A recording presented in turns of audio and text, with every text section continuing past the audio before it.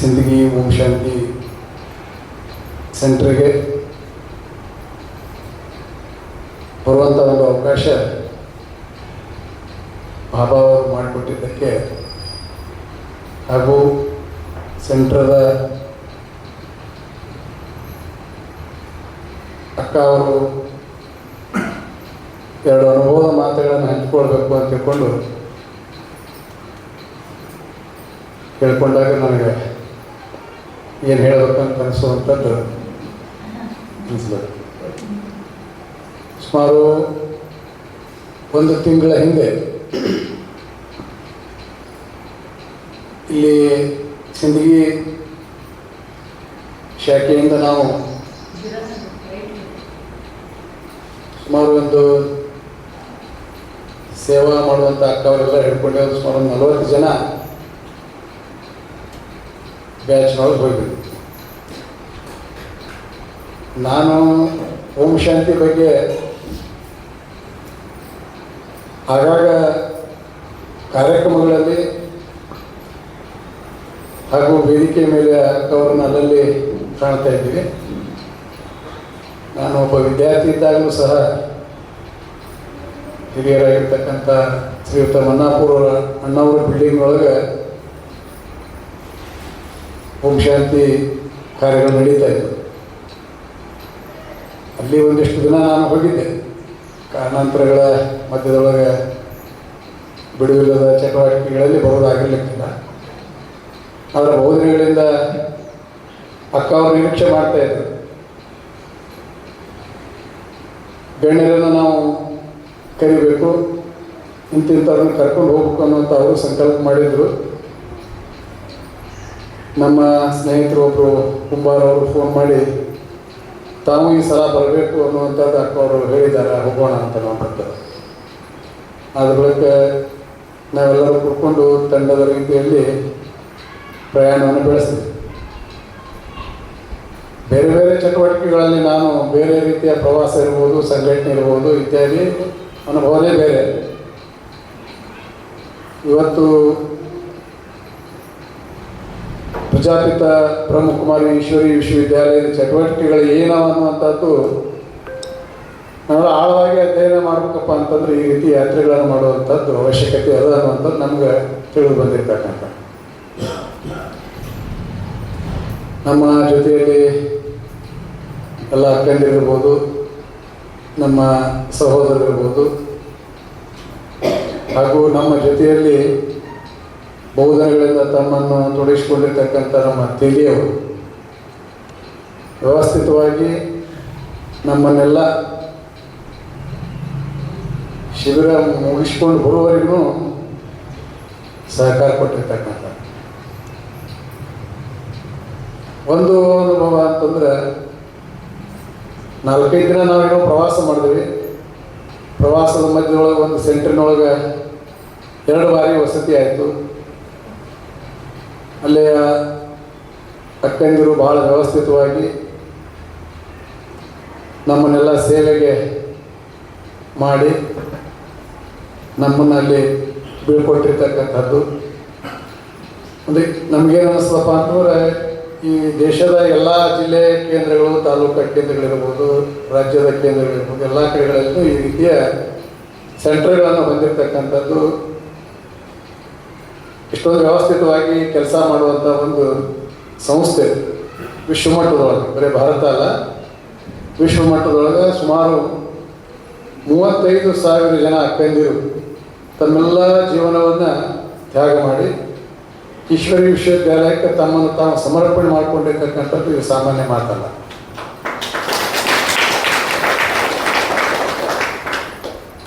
ಅದು ಅಲ್ಲಿ ನಮಗೆ 4 ದಿನಗಳ ಒಂದು ವಸತಿ ವ್ಯವಸ್ಥೆಯಲ್ಲಿ ಗೋಷ್ಠಿಗಳನ್ನು ನಡೆಯುವಂಥದ್ದಿರ್ಬೋದು.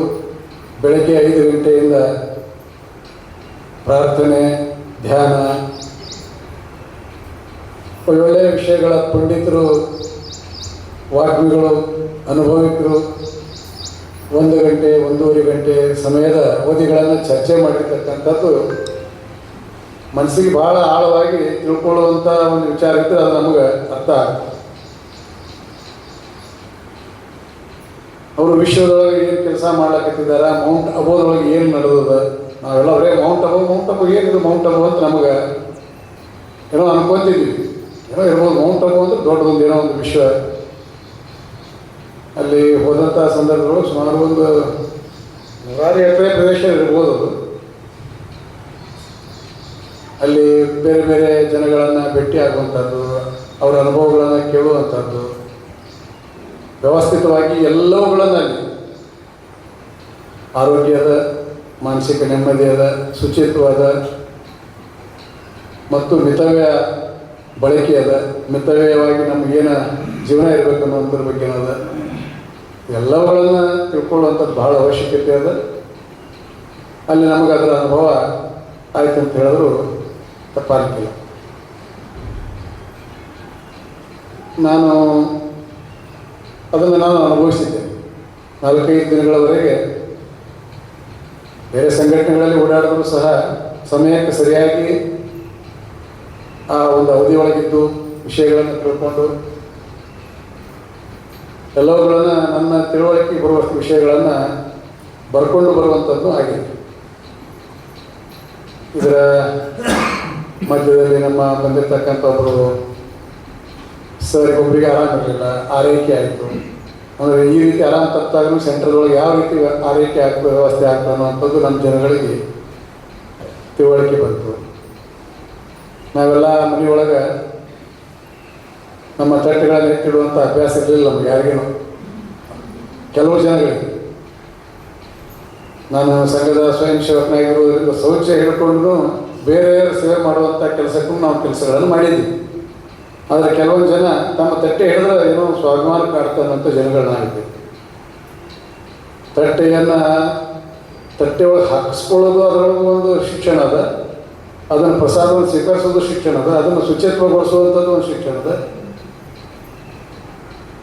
ಅಲ್ಲಿ ನಿಮಗೆ ಆಹಾರ ಇರ್ಬೋದು, ಹಾಲು ಇರ್ಬೋದು, ಚಹಾ ಇರ್ಬೋದು, ಯಥೇಚ್ಛವಾಗಿ ನೀವು ತೊಗೋಬೋದು. ಆದರೆ ಅದಕ್ಕೆ ಅದರದೇ ಆದಂಥ ಒಂದು ಶುಚಿತ್ವದ ರೀತಿಯೊಳಗೆ ನೀವು ಮಾಡ್ಬೇಕು ಅನ್ನುವಂಥದ್ದು ಅದನ್ನು ಪ್ರತಿ ಕ್ಷಣದೊಳಗೂ ಶಿಕ್ಷಣ ಕೊಡುವಂಥ ಒಂದು ಕೆಲಸ ಆ ಸೆಂಟರ್ನೊಳಗೆ ನಡೀತಾ ಇತ್ತು.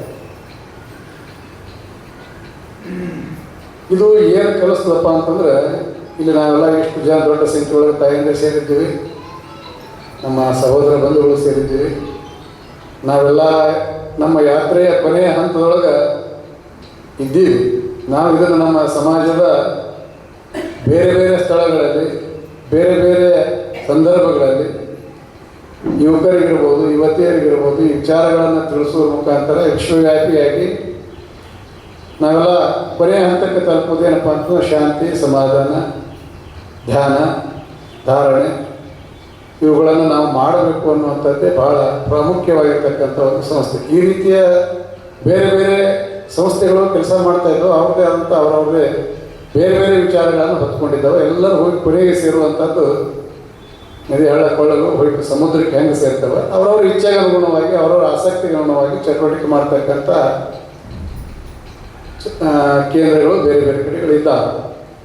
ಆದರೆ ಇವತ್ತು ಈ ಒಂದು ಸಂಸ್ಥೆಗೆ ಪ್ರಧಾನಿ ಇರ್ಬೋದು, ರಾಷ್ಟ್ರಪತಿ ಇರ್ಬೋದು, ಮಂತ್ರಿಗಳಿರ್ಬೋದು, MLA, ಪಂಚಾಯಿತಿ ಒಬ್ಬ ಸದಸ್ಯನಾದಿಯಾಗಿಯೂ ಸಹ ಜೀವನದಲ್ಲಿ ಒಮ್ಮೆ ಆದರೂ ಸಹ ಅಲ್ಲಿ ಸೆಂಟ್ರ್ಗಳಿಗೆ ಹೋಗಬೇಕು, ವಿಚಾರಗಳನ್ನು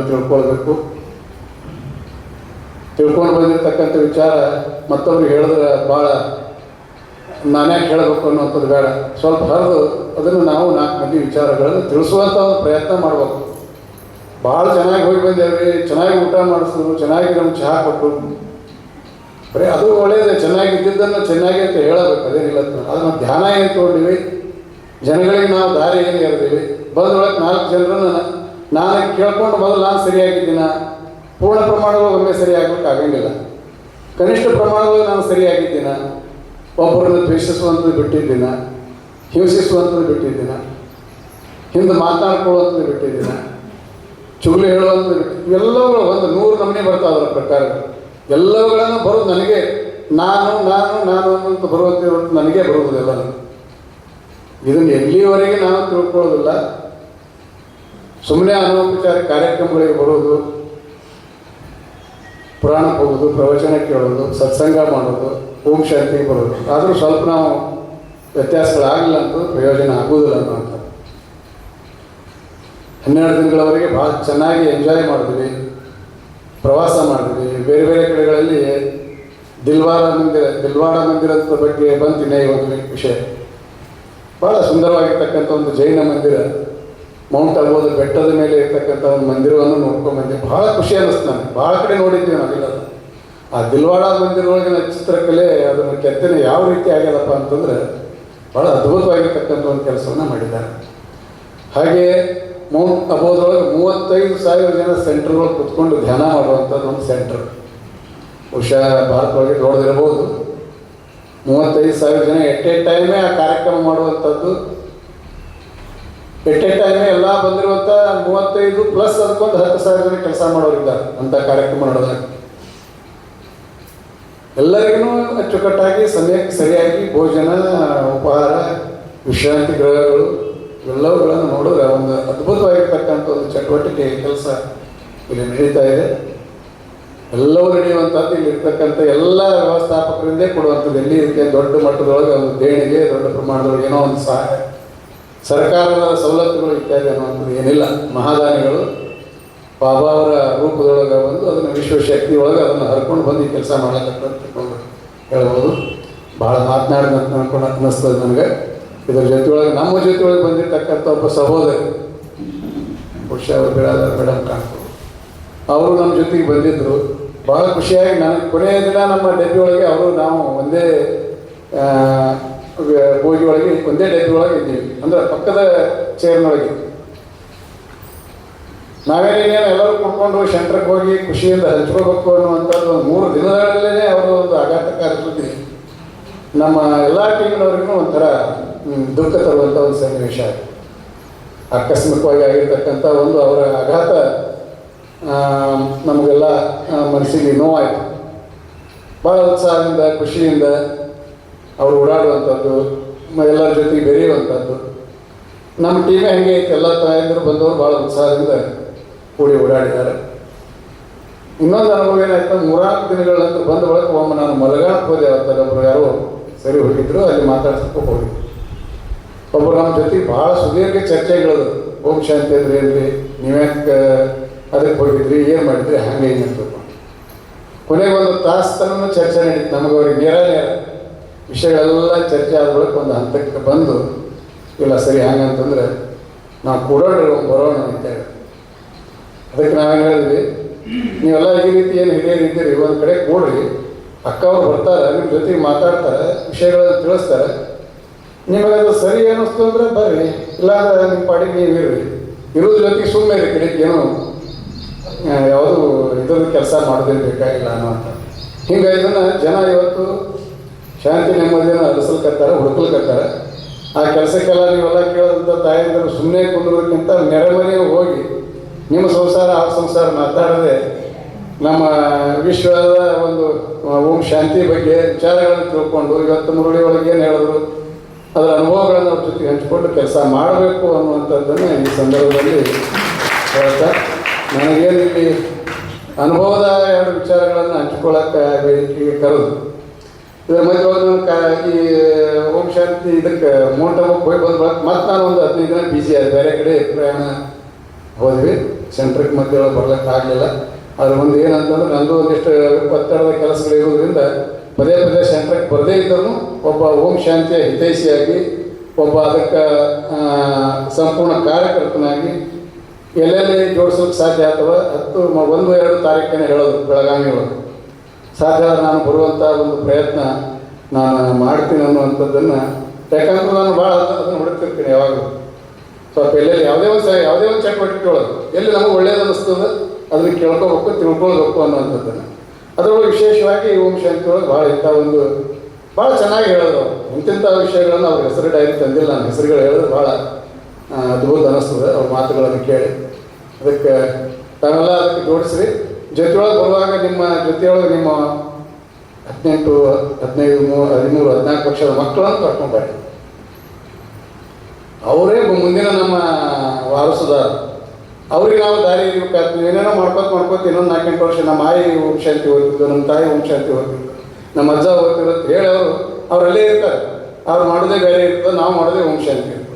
ಹಂಗೆ ಅವ್ರನ್ನೂ ಕರ್ಕೊಂಡು ತಂದು ಈ ಸನ್ಮಾರ್ಗದೊಳಗೆ ತಂದು ಜೋಡಿಸಿದ್ರೆ ಭಾಳ ಒಳ್ಳೆಯ ಕೆಲಸ ಆಗ್ತದೆ ಅಂತೇಳಿ ನನಗೆ ಇಲ್ಲಿ ಅನುಭವದ ಎರಡು ಮಾತುಗಳನ್ನು ಹೇಳಕ್ಕೆ ಅನುಕೂಲ ಮಾಡಿಕೊಟ್ಟಿದ್ದ ಹಿರಿಯರಿಗೂ, ನಮ್ಮ ಜೊತೆಯೊಳಗೆ ನಮ್ಮ ಪಾಟೀಲ್ ಸರ್ ಹಿರಿಯ ಯಜಮಾನ ನಮ್ಮ ಟೀಮ್ 73 ವಯಸ್ಸು ಉತ್ಸಾಹದಿಂದ ಎಲ್ಲರಿಗಿಂತ ಟೀಮ್ನೊಳಗೆ ಮುಂದೆ ಅಕ್ಕವರು ಅವ್ರು ಬಡಿಸೋದ್ರೊಳಗೆ ಮುಂದೆ ಎಲ್ಲ ಅವ್ರ ಟೀಮ್ ತೊಗೊಂಡು ನಾವು ಹೋಗಿ ಬರೋಟ್ಟಿಗೆ ನಾವು ಸಿಂಧಿಗೆ ನೋಡಿದ್ರೆ ಹೆಚ್ಚಿಗೆ ಹಾಕ್ತಾರೆ ನಾವು ತಿಳ್ಕೊತಿದ್ವಿ, ಏನು ಹಾಕ್ತಿಲ್ಲ ಎಲ್ಲರಿಗೆ ಹಾಕಕ್ಕೆ ಹಾಕ್ತಾರೆ ಪ್ರಸಾದ. ಹಂಗೆಲ್ಲ ಎಲ್ಲರೂ ಕೂಡ್ಕೊಂಡು ಭಾಳ ಖುಷಿಯಾಗಿ ಓಂ ಶಾಂತಿಯ ಒಂದು ಪ್ರಯಾಣವನ್ನು ನಾವು ಮುಗಿಸ್ಕೊಂಡು ಬಂದಿದ್ವಿ. ನನಗೂ ಖುಷಿಯಾಗಿದೆ. ಈ ಕೆಲಸ ನಿರಂತರವಾಗಿ ನಡೆಯುವಂಥ ಒಂದು ಭಗವಂತ ಬಾಬಾ ಅವರು ನಮ್ಮನ್ನು ಕೊಡಲೇ ತಿಳ್ಕೊಂಡು ಹಾರೈಸಿ ನನ್ನೆರಡು ಅನುಭವದ ಮಾತುಗಳು ನಾನು ಕೊಡ್ತೀನಿ.